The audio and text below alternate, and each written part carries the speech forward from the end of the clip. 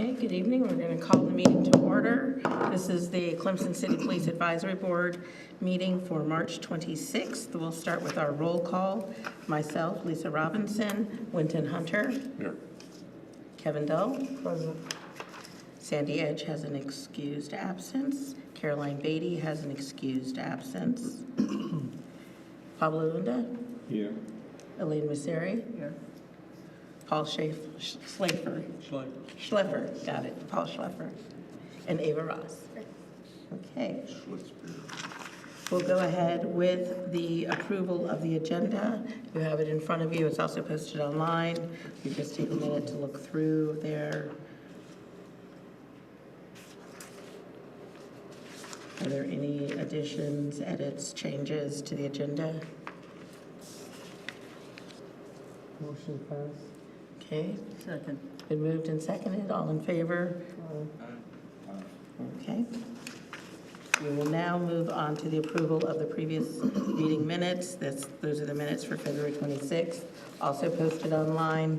They're in front of you. If you haven't had a chance to look at them, please take a few minutes to look over them now.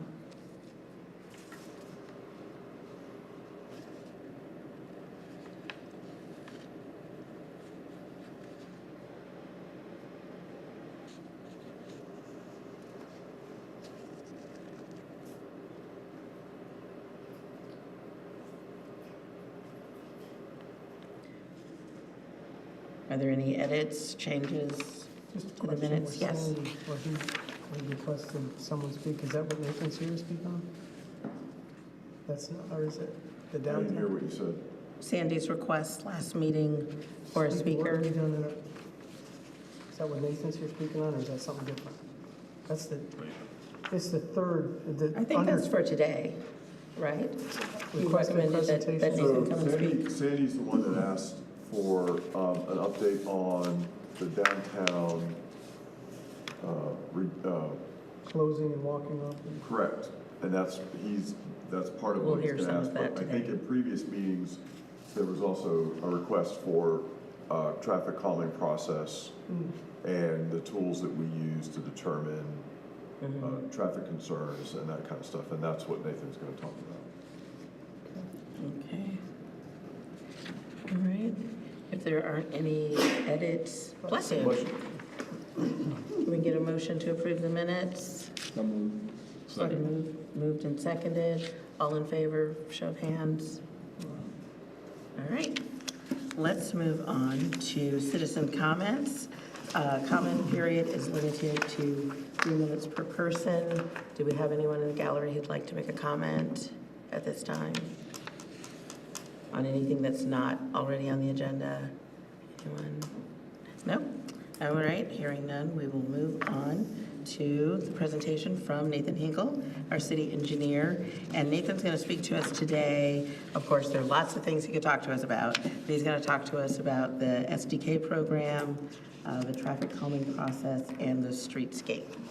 Good evening. Hope everyone's having a good evening. Yeah. Enjoyed the weather's been going through. Thanks for being here. Yeah, absolutely. I'm Nathan Hinkle. If anyone's not who we haven't met, city engineer. I've been with the city for 11 years at this point, so I've had some time through multiple different roles, but now I'm the city engineer. Real quick, we're going to go through a quick process of kind of our traffic calming process. I like to, anytime we're talking traffic calming, there's some useful terms, so you're going to hear me throw out a bunch of stuff, but I like to at least go through the big ones. Traffic calming is, the goal is to do physical measures that reduce speed. So what I always like to tell people is that the best way to think of traffic calming is that your goal is to make it uncomfortable to drive. If it's comfortable to drive, you drive faster than you drive to the speed of what you feel comfortable to drive. If it's uncomfortable to drive, you think about it, you think about what your speed's going, so you drive at the posted speed or less. So we have 3 different types of traffic calming that we really look at. Vertical deflections, those are your speed humps, your speed cushions, the stuff that's associated with that. We have a speed cushion, 2 sets of speed cushions were installed in Ashley Estates on Ashley Drive. That was the most recent one. Horizontal deflections, these are ones where you're physically changing directions. So you're thinking your roundabouts, your mini roundabouts, you're thinking about chicanes, things like that. And then you have your street width reductions. These are chokers, we installed one when we did the parking addition on Sloan Street, what we effectively call the Employee Parking North Sloan project. Did a choker, so we reduced a two-way traffic road down to a one-way for a small short distance. So people had to think about when you're driving and things like that. So we had complaints about speeding in that area, especially when we were going through that process.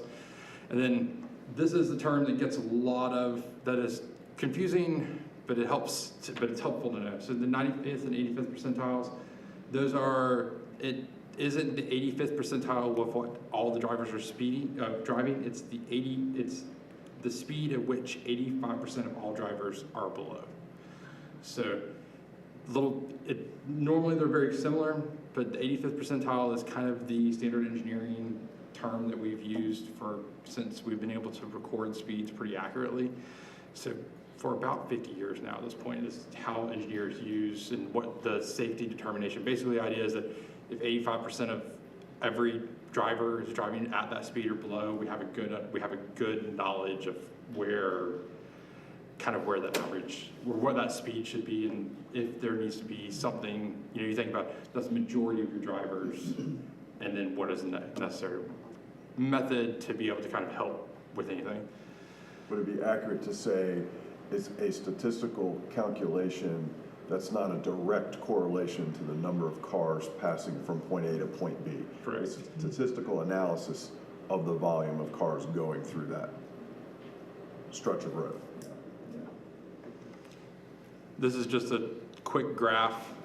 The idea is that and really what it is, and I don't have a plotting normally helps a little bit because it shows that it's not, you can have 99% of your cars are all driving at 85% less, but you could have those few outliers could really look a little bit different. But that's a general idea of just kind of, for people who are more visual, that's what this kind of graph helped me when I was learning about it, to kind of go through the process of what it was.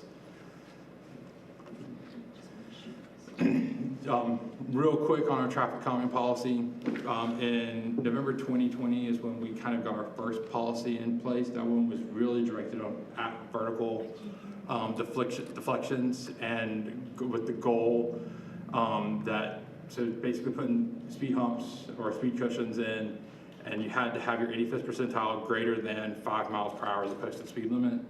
Otherwise, just nothing else would happen. It didn't trigger anything else. It was a kind of a yes/no matrix that we went through. We went through a second iteration in October 23. The process got a little bit more defined. We made sure we included a lot more neighborhood communication portions with that. The idea was to limit the vertical deflection to the 5 miles per hour over the 85th percentile, and then put a focus on using FHWA's traffic calming toolbox. So that's all the minor low-cost options that are kind of not speed humps. So that's kind of the goal for that. And then last year, we implemented the Urban SDK to kind of reduce staff time, but it also gave us ability to have real-time data. It also gave us the ability, and we're going to go through one of the examples of going through how a process would work traditionally. But the idea is that now, instead of having, in the chief's case, having Telly go out there, he would put a device out for 10 days. For 10 days, he'd have to either get someone to set up a pole, or we'd have to find a pole they would work on. If it didn't read right on those 10 days, we'd have another 10 days lost. So this is kind of expedites it, but also what it does, it allows us, so if the complaint is, hey, we're getting a lot of speeding on Saturday, we can look at just Saturdays. And so instead of having to have a device out there for multiple months to be able to grab just data enough to be able to get a statistic value that's valid for Saturdays, we can look at this, and when we purchased the software, they gave us a year back from the date of purchase, and then we are able to access that data kind of indefinitely. So right now we have about a year and a half worth of data that we can look back on to try to look at what historic speeding and not just speeding, but volumes, and then look at the different speeding metrics as well. Where does you say a year back, where does that where was that recorded? How, It's all, they store all the data on their cloud, and we'll go through, We'll show you the application. we'll show you the application that we use. What does FHWA stand for? Federal Highway Administration. Okay. So they're the people who tell DOT how to do their job. Just talk about Department of Transportation, how to do their job.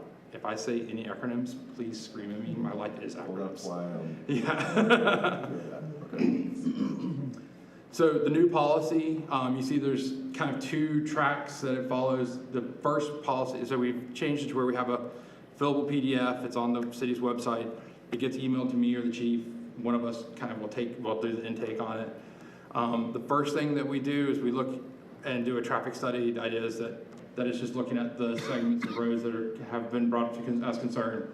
If it meets that 5% or 5 miles per hour or greater, the 85% of those 5 miles per hour or greater than the posted speed limit, that trigger the verdict. So you go down the left side of that chart.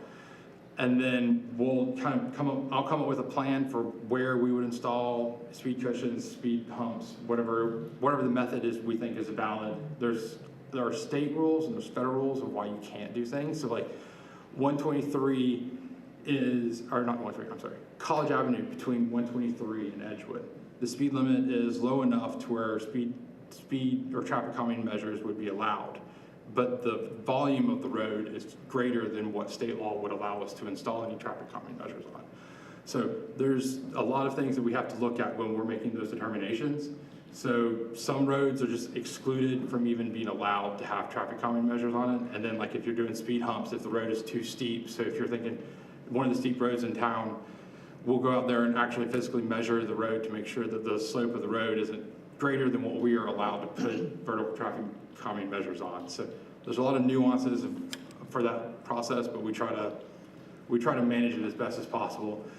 If it goes through that route, we make a determination, we come up with cost estimate, we take it to City Council for approval, we send it to Public Works for installation. If you don't meet the metric, which I would say the majority of our traffic calming requests don't meet metrics for vertical deflections, what we do is we tweak this a little bit just to make it a little bit easier for everybody. We come up with a preliminary design or conceptual design of what we're thinking would be valid. Once we have that, we have a neighborhood meeting. If the neighborhood meeting is positive, we normally go straight to council from that point on. We invite everybody that would be affected in the area. So if it's an entryway to a neighborhood, we invite the entire neighborhood. If it's a single road, we'll normally pick a radius around everybody. And that's a determination between myself, the chief, and the public works director on that. And then once we've done that, we've gone through that, we come through a cost estimate. If it's positive, we take it through that, and then we take to council for approval, public works for installation.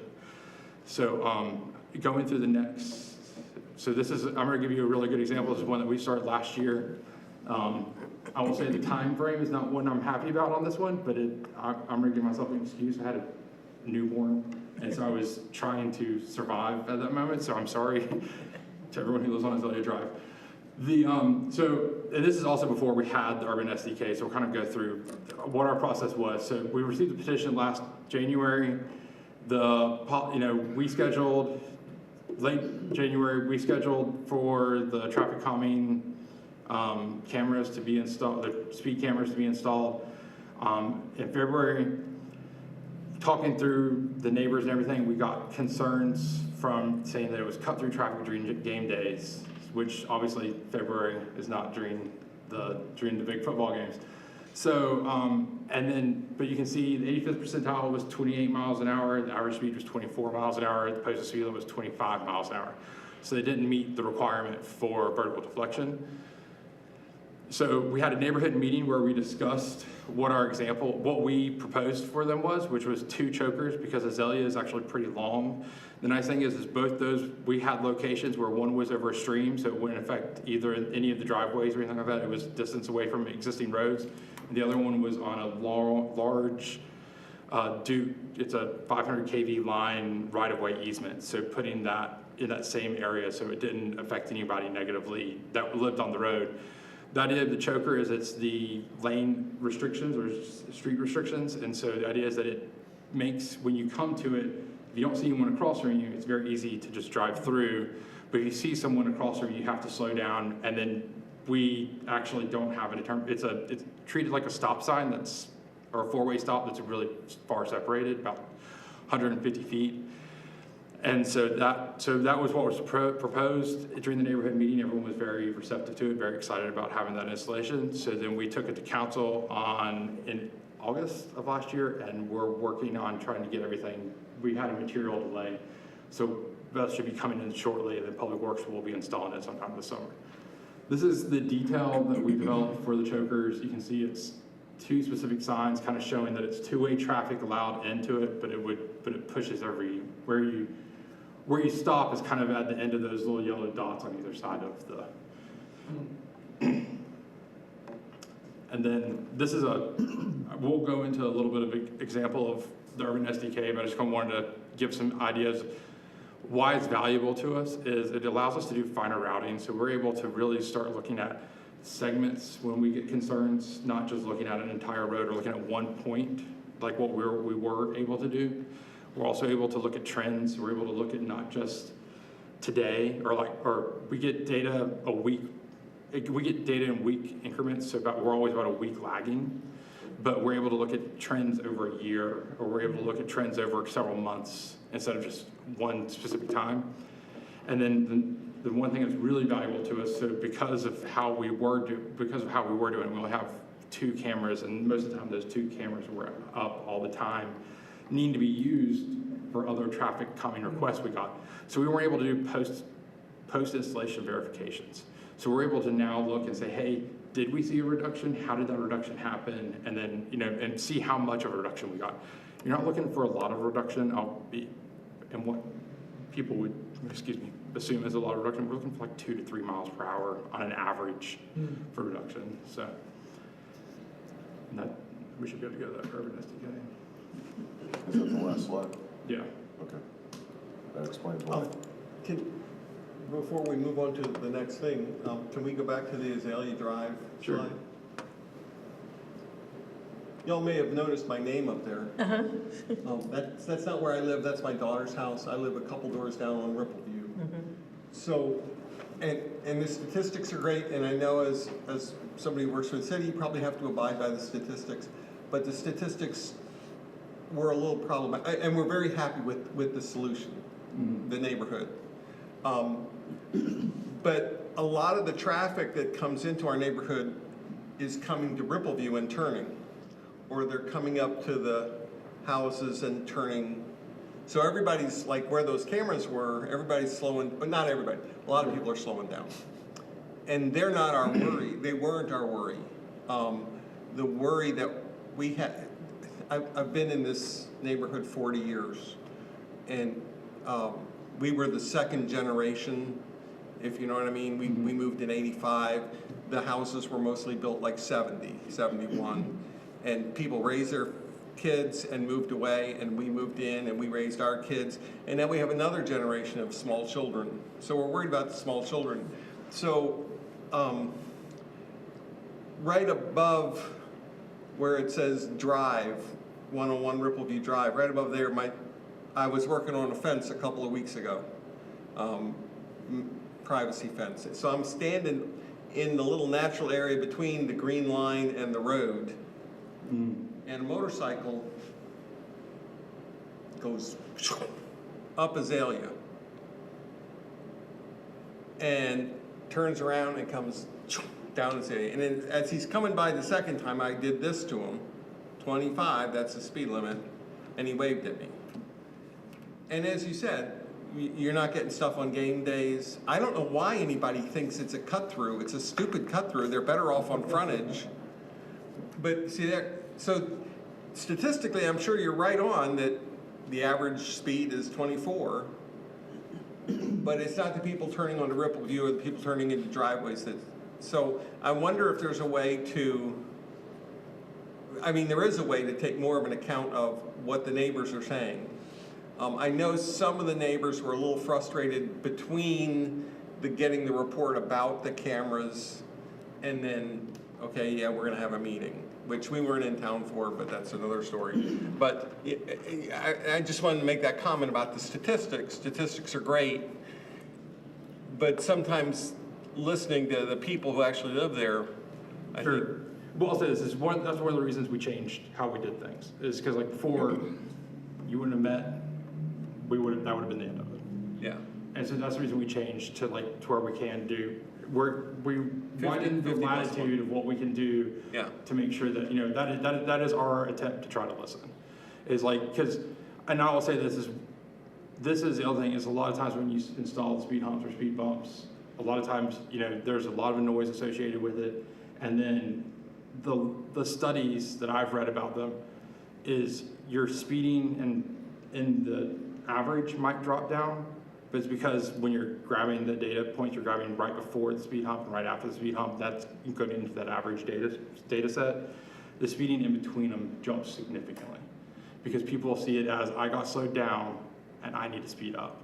The nice thing about doing systems like this is that they don't feel like they're having to completely come to a complete stop. They're working things out, and a lot of times it helps reduce that instant speeding, is what I'm going to call it, between the two, if you did speed humps or any vertical deflections and things like that. So, It's a process, and we, like I said, we appreciate the outcome. sure. So, There's really that much discernible difference in the noise when slowing down and speeding up? Yeah. Really? About how many neighborhood petitions do you vet a year It or review a year? It really depends, and I will say this is one of the things that we did in the second one when we did the reiteration. We actually said that unless there's a major change, so like a bunch of new houses get built, something changes that's actually going to physically change the dynamic of the neighborhood. If we've had a not successful petition, we've come to the neighborhood and presented something. We have a 3-year hold period till the following. That was a administrative issue because we were getting inundated with a lot of petitions throughout some of the neighborhoods. It really depends. Last year we were fairly light. I think we had 4 or 5, but the year before we had about 10. So I mean, it's give or take on how. And how are the neighbors informed? Is it just like signage, or do you actually like mail out something per household? Or? So what we do is before the neighborhood meeting, we send a mailer out to everybody who would be in the affected area, and then if it's not towards, and then if we have, like we had one that the neighborhood was not happy with our conceptual plan, we took what they had to say, came through a revised version of what that is, and then sent out another mailer to the affected group. And at that one, it's very clear in our policy that you have to have 50% plus one. So if you had 30 people, or you have to have 16 yeses to move forward with one of the installations.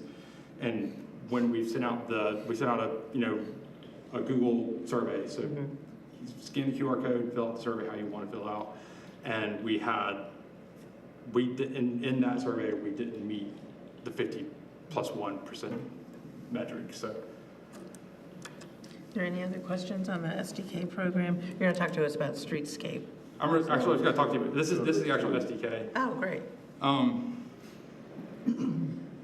So this is what like, for instance, every user of SDK, I think we have 10 licenses, get a weekly email, and it highlights every road that is 85th percentile plus 5. So we kind of get a notification if roads are higher or less.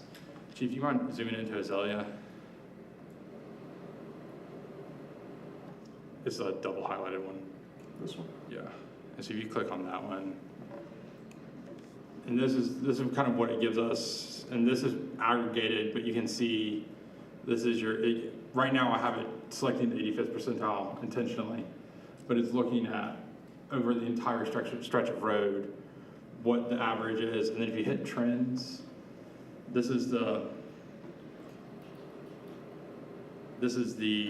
trends data. So we can do 85th, we can do average, we can even do max speed. So, but I will say this: the downside of the max speed is the way this data is collected is like, if you're using your phone to listen to music, if you're listening to your phone, if your phone's connected to Apple CarPlay or or Google Play or whatever it is, if you're using your phone or your phone's being connected to anything while you're driving, you've given permission for it to send point data So what they do is they take that point data cloud and then basically make it anonymous and then apply it to every road. And what they've done is this data has been available for federal highways for about 5 to 6 years. In the past 3 years, it's become available where they've been able to finite route. On their back end, they're able to finite route it to where we're able to use it on our local roads, which is really where this software becomes so powerful. It's great for 85th and average and all those kind of statistical data. Max speed is not great for us because we have a local airport, and those Cessnas fly everywhere, and those Cessnas are still using Apple CarPlay, and they're listening to music on their phones. And so their data points, like, so if they parallel your road, right over top of your road, you'll get 150 miles per hour on a small little neighborhood road, and you're like, I know no one did that. And so it kills our data set a little bit for that, but that's the only downside. And but I mean, max speed is not always the most valuable data for us because we're trying to look at a time frame.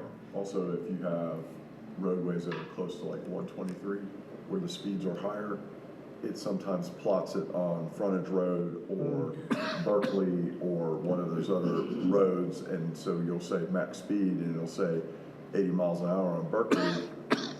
Well, it's highly unlikely somebody's doing 80 on Berkeley. It's probably at 123, just plotted it on the wrong road. So if we just do that raw data and issue it out, people look at that and go, see, I told you people are doing 80 miles an hour, and more than likely they're not doing 80 miles an hour. Yeah. But what the value of that is, especially with this trend breakdown, is for the chief at least, is that they're able to, like, so when we do get complaints about speeding, instead of sending out enforcement all day, he can start doing really targeted enforcement. So, like, you know, not everything is just handled in traffic calming. Traffic calming is a part of the key for solving speeding. Enforcement's another arm of that. And so being able to target and say, hey, here's an hour block that we're gonna bring someone out to target that specific area is a really big saver, time saver and everything. So it's able for them to kind of direct forces efficiently so that we're not just having someone just do speed enforcement. So where that helps us is a lot of the speeding complaints that we get is during the time that we're busy handling other calls for service. And so when I tell officers to do speed enforcement, they're going to prioritize it based on the calls of service that are coming in at the time. So if they're all tied up doing that, and I said, well, get out there and check, and then they come out there later in the day when the speeding is not an issue, they're going to be sitting out there and not observing anybody speeding because it's not during the time that it's occurring. So it helps us focus a little more on when we can put resources there. And again, if we're real busy with calls for service, I can't put anybody over there to address it if they're that busy. But if they're not that busy, then they're supposed to be focusing on those areas. How do y'all deal with like the issue with technology? Like he was saying, like if they're going like 80 on 123, but it says that they're going 80 on another road, how do y'all plan on like dealing with that kind of like issue with technology? Yeah, so like I think one of the things that a lot of what we'll do is we'll start trying to select or be a lot more selective in our time periods because we can customize our time periods and try to figure out, like, so we'll look at this trends graph, especially if you do like the max, if you're using that as your data point. And all right, so it's saying Thursday at 5 is when we're hitting that time. Well, let's take that data point, let's kind of reduce what we're looking at and take that out so that we can really look at what we're actually, like if we know that's an outlier that doesn't apply to what we're trying to accomplish, we'll take it out and we can actually take it out as well, so. Did you send me an email on the downtown streetscape? No. Okay. I'm sorry. That's okay. I got another email with a drawing on it. I couldn't remember. Oh, I can talk about what we talked about. Yeah, you can send that, bring that out. I did bring that up. I did send that. You did today. send that. I sent that this morning, yeah. Are there any other questions on the traffic calming process? Oh, when you very first started talking about it, I lost you. If we could back up and run over that. You said the calmer we are, calming of the traffic, then it's people drive faster. Just go over that again. Yeah, so, so when you're, like, say you live at the back of a neighborhood and you have to drive that same road every single day, you get really familiar with that road. You know where the trees are, that you know that tree that overhangs and you have to avoid it by 5 feet. You know what you're not concerned about, what you are concerned about. And so you just naturally, you feel more comfortable. So as you feel more comfortable, you drive a little bit faster. So really, I always break it down. The simplest fact is traffic calming is making people uncomfortable to drive. And it's really just making someone think. And like, a really good example of this is we had one traffic calming request that came in that was, no one, it was dead end street. So it's 15 neighbors. And we asked them, we did the study, we did everything for them. And I was like, the person who complains, like, yeah, we're just worried about the neighborhood kids. It's like, have y'all just thought about baking a couple cookies and knocking on doors and just telling people you're concerned about this? Because like, I understand, the 2 or 3 families at the end are concerned about this, but tell everybody. And they noticed a reduction of speed just because people were brought to attention of something that, you've lived there for 5 years, you don't think about it anymore, but as soon as someone brings it to your attention, you start thinking about it again. So You got big cookies. I think the devices that tell you your speed cannot do the same thing, because a lot of times you don't realize how fast you are, and then you see the thing, and then, starts flashing, and you're like, oh my God, I'm really going Sure. 25, and it's supposed to be 20. Yeah. No, those are really useful. I will say that there's a term that we use called sign blindness. It's the same thing. You actually just will start tuning out those things. So like you drive past it, like you don't drive past it every day. You pay attention to it. Once you start driving past something every single day, it doesn't register as a need to be paying attention to, and then you just drive past it and don't even think about it. So they work, and they're definitely valuable, but they're valuable, and you have to be really careful when you use them and things like that. Do we have a slide All right, deck so for the downtown. streetscape? Yep. All right, so to the right over here, I'll try to move my cursor. This is 93 and 120, or College Avenue. So this is, TD's is on the corner here. So that's that end. Then a little further up here, you'll see this is Addison Lane. North Clemson. Oh, no, I'm sorry, that's North Clemson. That's Addison Lane there. Yep. This is North Clemson right here. And then this is Sloan. Yep. Yeah. So the hotel is over here in this section right here, so you kind of orient yourself as to where we're at. So go ahead. Yeah, so I'll speak in, just to kind of put everyone in, I'm going to use picture south, not actual south, because south is 93, so picture south. So what we're trying to accomplish with this streetscape is similar to what we just talked about, is trying to make it just a little bit of change. We had 2 or 3 main goals when we were in the design and development process of this project. One, increase pedestrian safety. The sidewalk in front of, or next to TD's, just right past the old police substation, was 4.5. Not TD's, you mean Yeah, Charleston Sports Park. Charleston Sport. No, I mean TD's is where it was narrowest. Okay, from there to there. Yeah, Gotcha. yeah. You So- said, gotcha. Sorry, not in front of TD's, but adjacent to TD's on College Avenue. That was 4.5 foot wide. So like, it's like, by standard, by ADA standards, that's acceptable. We don't, but just because it meets minimums doesn't mean that's where you want to be. So one of the goals is to increase pedestrian safety. One of the stated goals of our planning department is to, but if you look at the zoning, is to increase housing along the College Avenue corridor. And then, because of that, we're trying to reduce cars. And so if it's safer and easier to walk, that's going to benefit everybody. So this is one of the biggest choke points we had on College Avenue pedestrian-wise. And then also, this is following our 2017 downtown corridor plan, which had a lot of public input at the time. And so we're just implementing the first phase of it. And this is what we're calling as phase 1 of the downtown corridor plan. So increase pedestrian safety. The other stated goal that we had was to increase canopy coverage. So the current trees out there are a bunch of crepe myrtles, and so they're great, but they stain the awnings for the business owners. They make it hard for the cameras to be used when they're in bloom and in season. It reduces safety just because of what they are. And then also, if you look at the tree grades, they've had to replace those crepe myrtles 4 or 5 times since 2018. And then this is something that I drove pretty hard just because of maintenance issues. Those pavers, as great as they are, one of the really big downsides to them is that we've expended their useful life. So, everything has a useful life, especially in the civil world.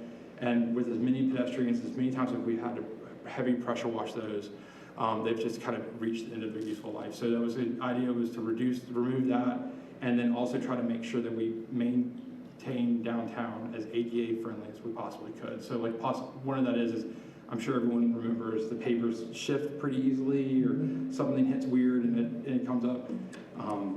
A good example of this is one of our employees lost one of his lower portion of one of his legs, and we were walking downtown, and one of the pavers, less than a quarter inch popped up, and as he was walking, it caught his prosthetic leg and prosthetic foot, and he just fell flat on his face. And like, so you don't think about it when you're able-bodied, but when you aren't, you really have to think about that. And so the pavers create they're great, but they also create a lot of issues. And so this was part of that, was to try to reduce those issues. So general for the plan is the parking on the south side. So that's the Charleston Sports Pub, Loose Change, TD side of Judge Keller side of College Avenue is being removed and being replaced with sidewalk. So we're going from an average of about a 6-foot sidewalk to about a 16 to 18-foot sidewalk there. Wow. The Addison area, so as we're next to the police substation, is turning into more of a plaza area. So a lot of heavy landscaping, the cafe lights that'll be over top of you, and then a new dumpster enclosure that's going to be kind of offset from the road, so it's not just right there as you're walking past it. Maintaining a few of the employee spots that are behind there. Then on Sloan Street, we're reversing the direction of Sloan Street. The reason for that is when we did the traffic study for this project, Can you make that bigger? No, Okay. I tried, it won't let me. Okay. and if anyone's interested, all of this is on, we have a story map that we're updating weekly. So every time we go through something, so this is the reason Chief has this image right here, is because of a meeting we had yesterday. So Sloan Street is actually being reversed. The reason was when we did the traffic study, the biggest bottleneck that we had was traffic going from 93 to 123 trying to turn left onto Sloan Street. So by reversing that, we take that bottleneck away. It's still accessible. You can use the light. There's a left turn lane right down there at Key Street. You can turn left onto Sloan Street and access any of that. We are reducing the number of traditional parking spaces by 1. So there was an ADA spot in front of Judge Keller's. It actually doesn't meet current code, but now we're having 2 current ADA spots on Sloan Street that do meet current code. The other side of that is, if you have an ADA tag, you can park anywhere for free in the city of Clemson. You don't have to pay the meter. You can park anywhere. So every spot's an ADA spot. It's just these are specific for vans and easy access, so you can have access to be able to get into the painted blue areas, kind of between some ADA spots that you see. And then the other thing that we're doing, and because of that, because we took the left turn lane out of Sloan that backed up everything, College Avenue is now being just traditionally reduced down to 2 lanes. I'll say this is a fact I always love to, this is the fact that scares me, and as the city engineer, there was a pedestrian hit right there at North Clemson.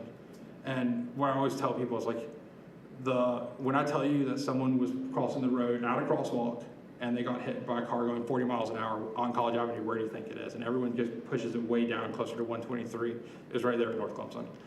So what we've done there is that's gonna be a raised crosswalk, actually a raised plaza. So the idea is that it's kind of the whole area is raised and easier. So what that does is it increases the visibility of pedestrians as they're walking right there. So that little 6 inches makes a big difference. Okay. And so if you think about like the business center, when you drive in front of the business school of business on 93, it's a very scaled down version of that. The other thing that we did is so at North Clemson, you would have to cross 3 lanes. You now only have to cross 2. So reduce crossing times, higher elevations, making it easier for people to traverse and trying to increase pedestrian safety. So is there no more parallel parking at all So along there? we are the remaining sidewalk widening? We're only remaining, not on the south side. On the north side, Only on the north side, we're keeping all of the parking I see. spaces. actually the east side. Yeah. How many spaces does that eliminate? So it eliminates 9 spaces, but this is what I love to tell people, is that since 2017, when the plan was adopted by council, so the conceptual plan that was done for us for that corridor plan, One of their requirements is that we had to offset parking. So since that plan was adopted, we have actually brought in 87 public spaces in the downtown area. So, greatly offset the 9 that we're losing as part of this project. So now, how does that impact the trucks that come in to make deliveries for the restaurants? Because sometimes they're there, and I'm sure they think that they're just making a quick delivery, but they're sitting there for a while, and, kids are coming through with scooters and all kinds of, that creates a bottleneck. Is there going to be some other lane for them to be able to go around the back or to? On Sloan, or where are you talking about? College. On College? Yeah. So the chief, our parking enforcement, I don't even know what Rebecca's technical title is. Parking manager. Parking manager, and I'll probably assist a little bit in this, are going to develop a new strategy for deliveries. Probably, it's actually, and this is actually at the behest of a lot of the business owners of doing restricted times or allowing them to come in a little bit earlier. So like having very set time periods of when deliveries can come in certain areas. And so we're looking at that right now. Because it can be really dangerous, because the students are walking, the truck's there, people are trying to go around it, and then. Oh, you're talking like in front of triple T's and things like that? Yeah. Most likely that's going to be going away. Yeah. Well, and also when you're coming down to college and you're gonna turn right into 93, TDs and that, right now you have two lanes, Yep. one to turn left, one to turn right. But right before that, sometimes there is 18-wheelers parked there. Yep. Sometimes the trash collection truck is parking there, and then that creates where you have to go around. And now it's just gonna be one lane. Yep. So Is there? So, yeah, so like, no, obviously deliveries won't be allowed there anymore, at least where they were in front of TDs. The biggest thing is that when we looked at the traffic study, it's an average of about a 40-second delay by just removing that right lane. But that's the only way you can't move buildings, unfortunately. And so that was the best way we could do, because that was really where we were having our pinch point for crossings. Yes, ma'am. So you can, all right, so this is Sloan Street we're talking about. So how are you going to get on Sloan Street now? Keith Street. On Key Street? Go down farther, Yeah, okay. Back up where, okay. parking. By the parking garage. Where the parking deck The entrance parking is. garage, okay. And How then is come this around. going to affect the valet parking at the Shepherd Hotel? They're just changing direction.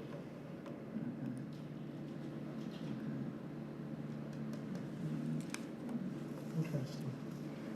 Any other questions on the streetscape? Can Do we have any somebody- questions from anyone? Can I ask a question? Yes, please. Great, thank you. I need you to come up to the podium so you can be on the recording. No.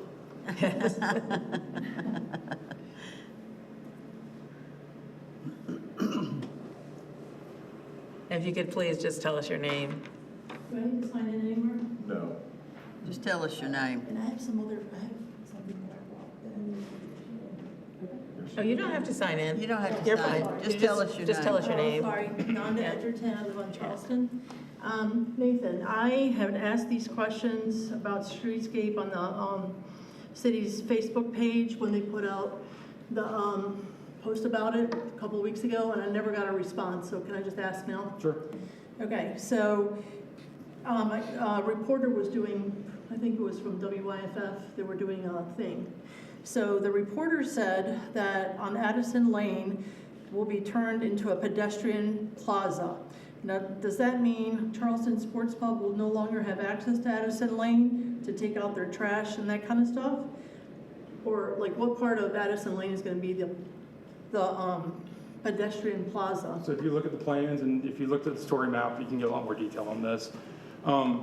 Charleston Sports Club has a back gate access. It's just going to have a paved. They're going to have a sidewalk. They'll be able to walk to the dumpster.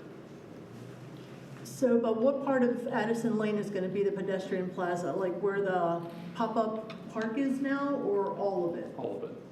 So no cars will be able to drive through there anymore? It'll still be allowed. When there's not events or when council chooses not to close it, cars will be able to drive through it. And what about public bathrooms that were supposed to be put in? The building at this point has been put on hold. Is what? Been put on hold. On hold, so no public bathrooms at this point? Okay, what about the delivery trucks? I think somebody else asked that.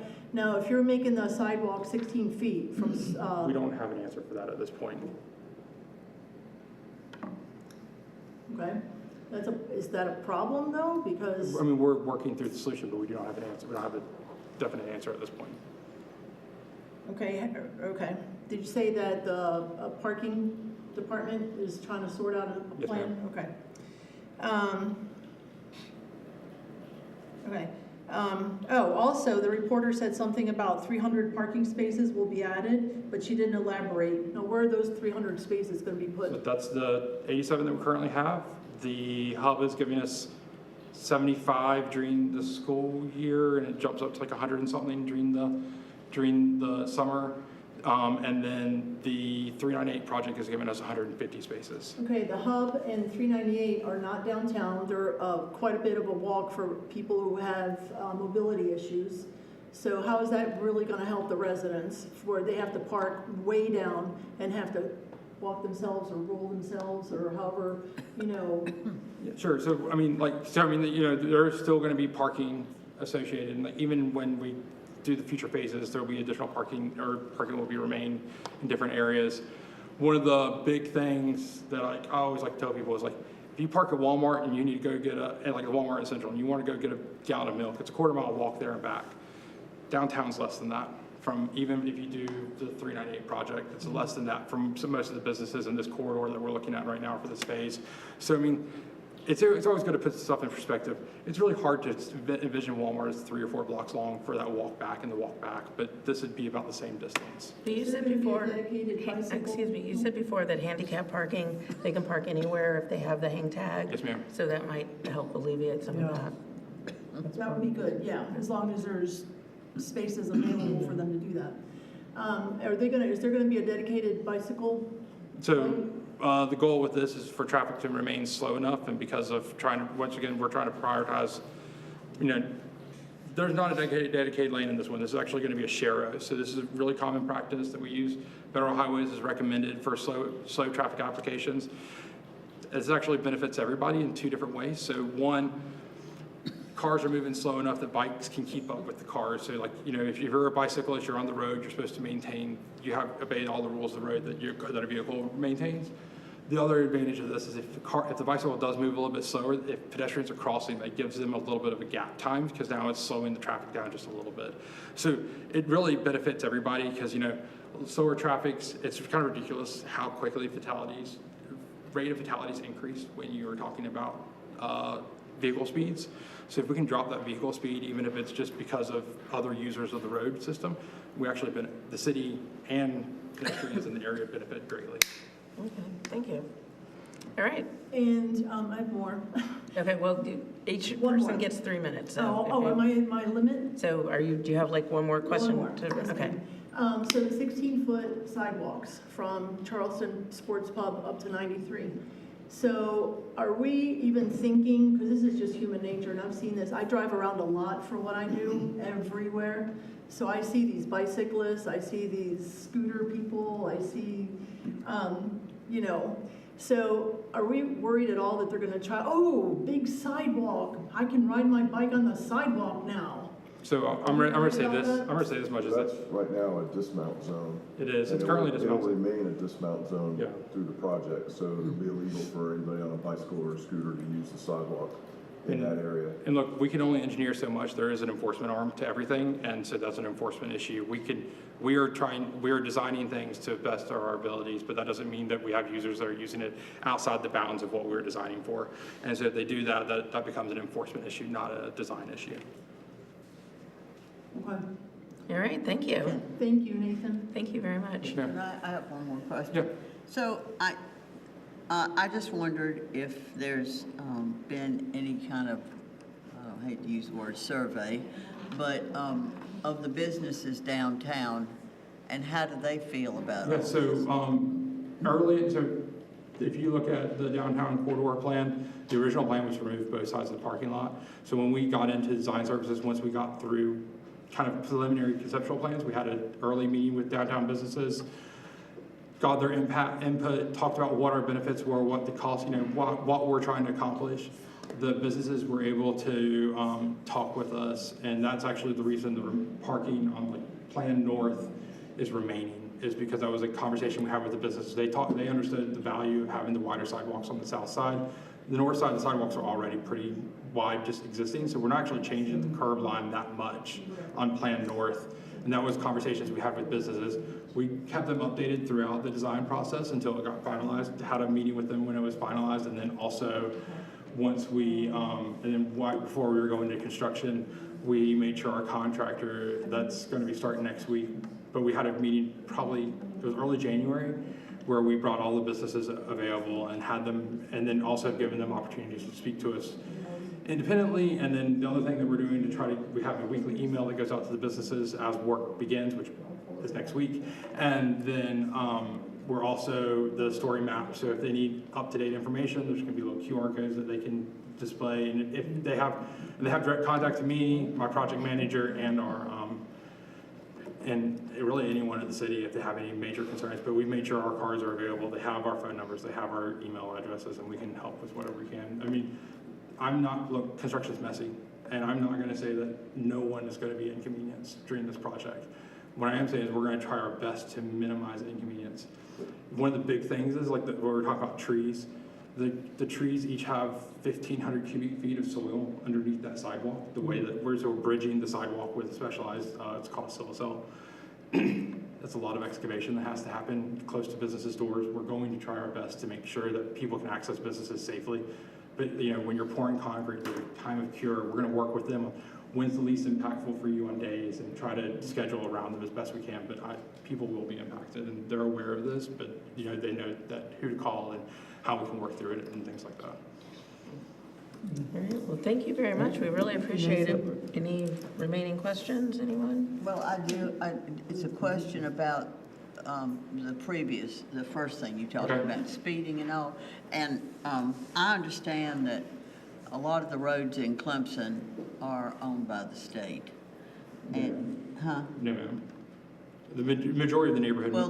Well, I'm talking about particularly Issaquena. Yes, ma'am. And, of course, I know you're familiar, I'm sure you've gotten complaints about the bottleneck up there at Cambridge and Issaquena. Mm-hmm. And, of course, there's another one down there on Issaquena and Pendleton Road, but the one up at Cambridge is the worst. And I just wondered if any of that is going to be addressed, and how does the city, the procedure for the city handling the Sure. backup there with the state? So we do, since I've become city engineer, we've been doing quarterly meetings with DOT. So we do, and the great thing about this is it's not just an opportunity. So look, I can call Colt up in Pickens County Maintenance if we have there's a pothole somewhere or there's something that's really going wrong. I have the traffic engineers guys, I can pick their phone number up if a signal's going wrong. Everyone will answer kind of like, not emergencies, but like need to be addressed really quickly. When we're talking long range planning, so you're thinking like the all-way stop at Frontage in Berkeley, things that take time that you have to get people kind of involved, and we have to talk about the processes of how we're going to accomplish or how we're going to correct things. That's one of the ones that we talked about, and it's been on the list for a while. Those are both state roads. So Old Shirley, Cambridge, and Issaquena are all state roads. We are very limited. So the city could pay. So just like how we did the intersection in partnership with the university at Cherry and Old Cherry. That's one option that the city has. The other option we have is that we can go through multiple different funding sources, or the state can use the multiple different funding sources to be able to execute a project that kind of reduces or tries to solve the problem that we're currently facing. The way that we're doing, the way that we have worked through is, so recently we moved from GPATH, which is the Regional area transit. yeah, and then it's called not a COG. I can't think of what the actual bigger term for it is. Anyways, we moved from them when this last census, so they determine your metropolitan areas. We moved from GPAS to ACATS. So when we moved to ACATS, we did two things. One, Which is the Anderson area group. yeah, Thank you. yeah, sorry. Like I said, acronyms are where I live. So those groups, sorry, so you understand, those groups determine funding for road projects in those areas.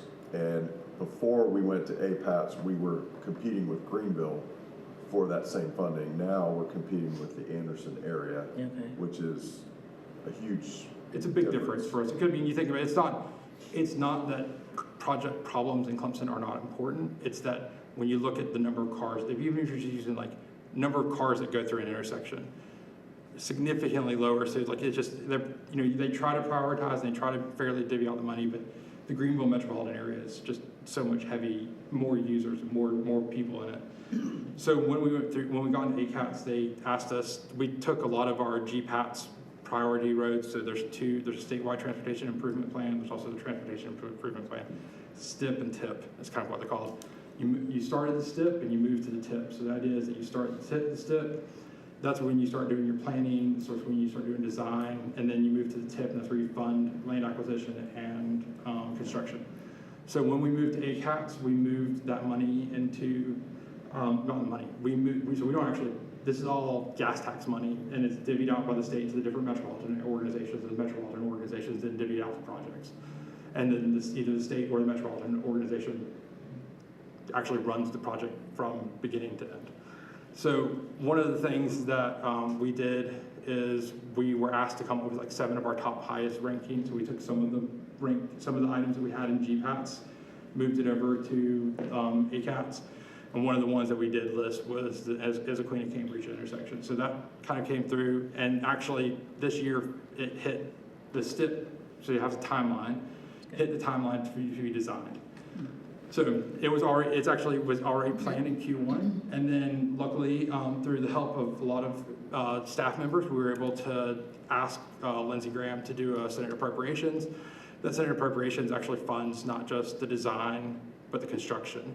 So that kind of moves it up from the STIP to the TIP, which is great. So now we're kind of expediting construction. So normally where it would have taken about 5 years, we're expecting construction to start late 27, early 28. Nice thing is DOT is managing that project. They're going to do traffic studies, make sure that whatever the intersection improvement design that they've determined is what's going to be installed in conjunction and making sure they're talking with the city about what we think for the work and things like that. So sometime in the next couple months, they're going to be issuing a RFQ for design services for the greater design team. They'll come in, they'll put some bids in, and then we'll be brought in periodically as the city to kind of talk to the design teams about what they're seeing, how they're going to do it, and then it'll progress into construction sometime in the next year and a half or so. So, I mean, it's really exciting. The great thing about that is, when we were talking with our partners that are in DOT, so we have multiple different Senate appropriations. One of them is actually putting a multi-use trail down 93, starting somewhere around Vineyard and going all the way to the end of the city limits. That was a separate project that we're actually running, so kind of different handholds on that one. But one of the things that we're really excited about this is that, so because we got that funding and it was already being somewhat money being held back from ACATS to do this project, that means that our neighbor municipalities who had projects that might have been like 1 or 2 behind us can now kind of move up on the chain too. So it's a regional good for us. So it's an opportunity for us to really benefit not just us, but to benefit our region. And we are partners with ACATS. We've been working with them for about 1.5 years developing a long-range transportation plan. So that will be presented to council here in April. Thank you. That was a great explanation. Yeah. We really appreciate it. Absolutely. Y'all have a great day. Yeah, thank you for being here. Have a good evening.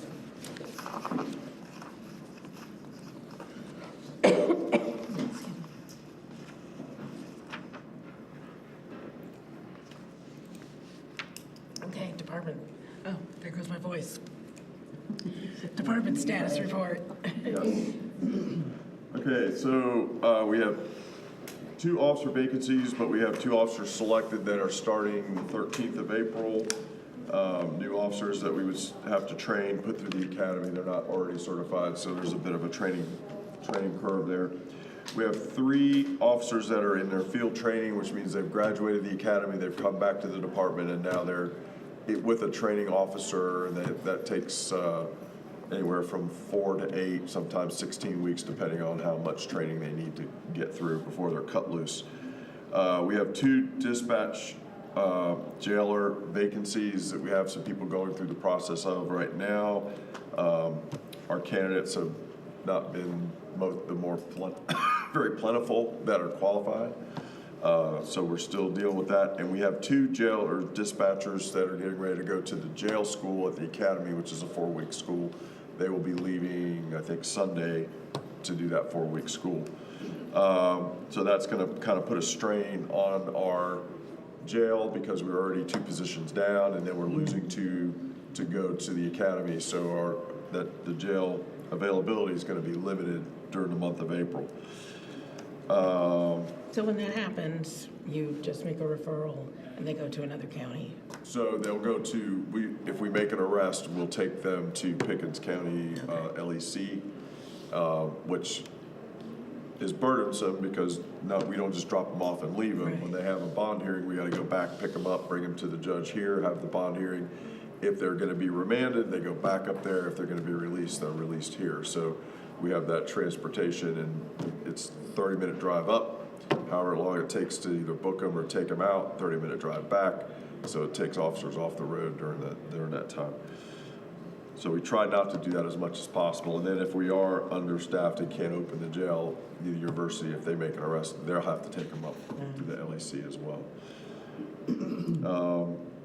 So as far as the rest of the agency, I don't know if you saw, but we achieved our accreditation, so now we're state accredited. And that was a great accomplishment for staff and getting that done. It was a long 3 years to get it done, but we got it done. So great job for staff to get that done. Excuse me. That's the only other thing. I passed out our golf tournament registration. We're still looking for teams, we're looking for donations, and we're looking for raffle items. If you know of anyone that would be interested, please let me know or refer them to my wife, who's the contact on there. We'll move forward with that. As you know, that's the fund where we do our holiday meals, shop with a cop, community events. It's also a emergency contingency fund for employees when they come on hard times for things. We used it during a hurricane to help pay for deductibles and stuff when they had damage, that kind of stuff. And our department morale stuff, so our holiday meals during the holidays for the employees, that kind of stuff, and t-shirts that they can wear outside of work, kind of have pride in being with the department, that kind of thing. So that's what that fund goes to. And it's, again, in partnership with the Community Foundation of Greater Clemson. So they're the ones that we partner with for that fund. So that's that. And if you're okay with that, I'll go into the crime review real quick. Okay. Yes? Any questions on staffing? All right, go on to the crime review. All right, for the month of February, we had 1 aggravated assault, 10 simple assaults, 3 motor vehicle thefts,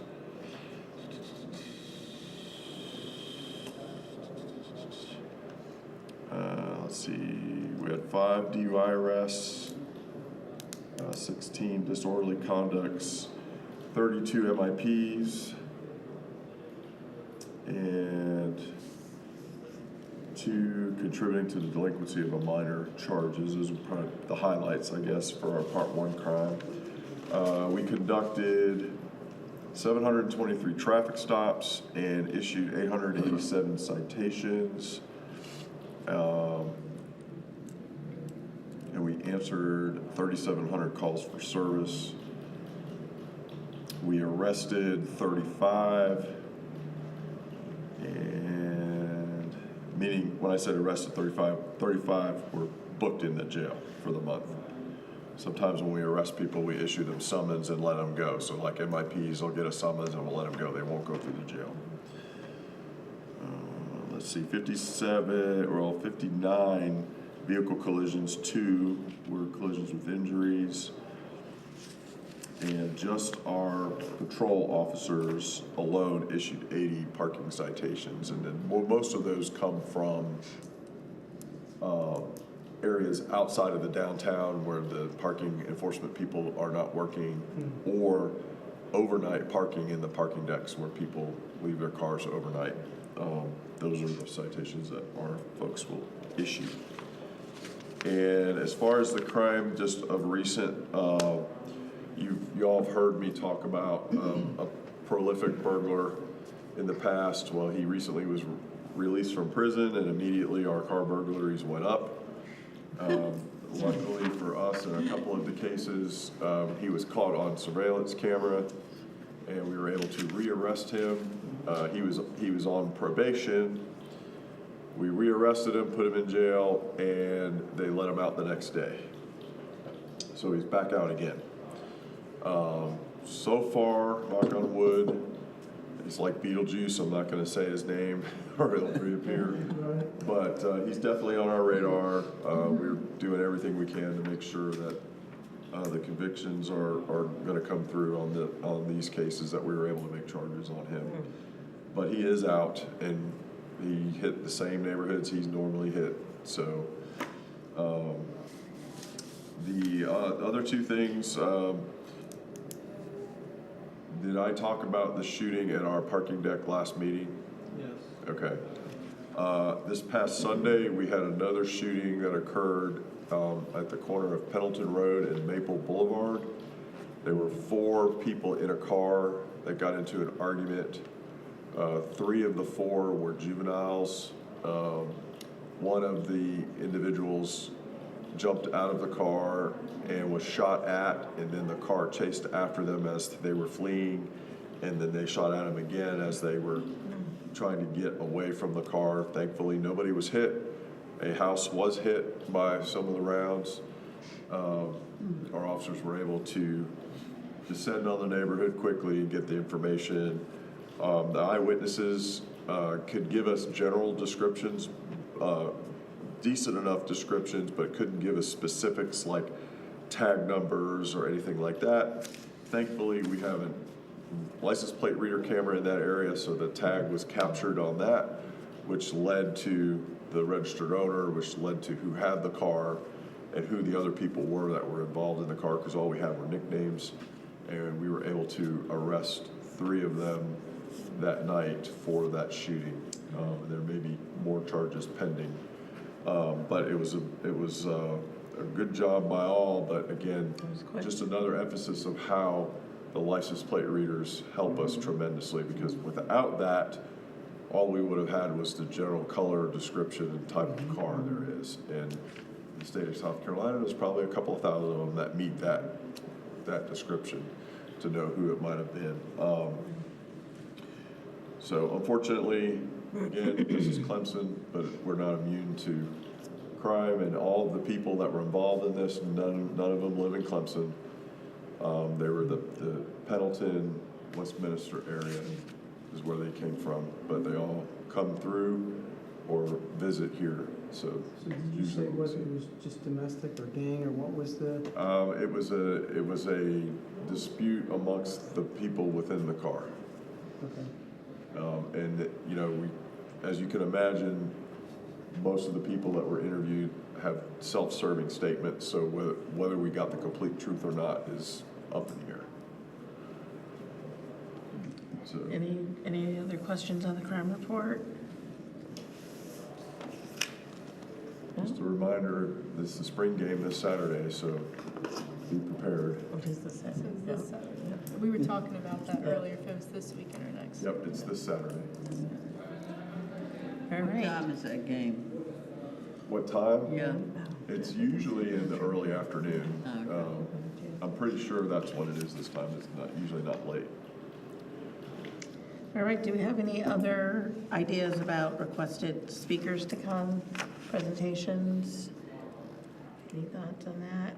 Can we get anybody to come on the roundabout that's proposed, that we said we don't really? Well, that's what he spoke about. But I meant, He just mentioned it. They're still they have to put RFQs out to do the study to determine what the best solution would be for that intersection. So a roundabout was proposed, but again, it has to go through the process. And if the process determines that a roundabout's the best thing to go in there, then that's what would come up. And that's what he just explained. He's talking about Cambridge and Issaquena. So that's the intersection, so there's that process it has to go through. Okay. I have a question about that, just curious. So what if they decide that a roundabout is the best thing? Well, what do they do at that point about getting people to sell their property? I mean, what if the people don't want to sell their property? I don't know.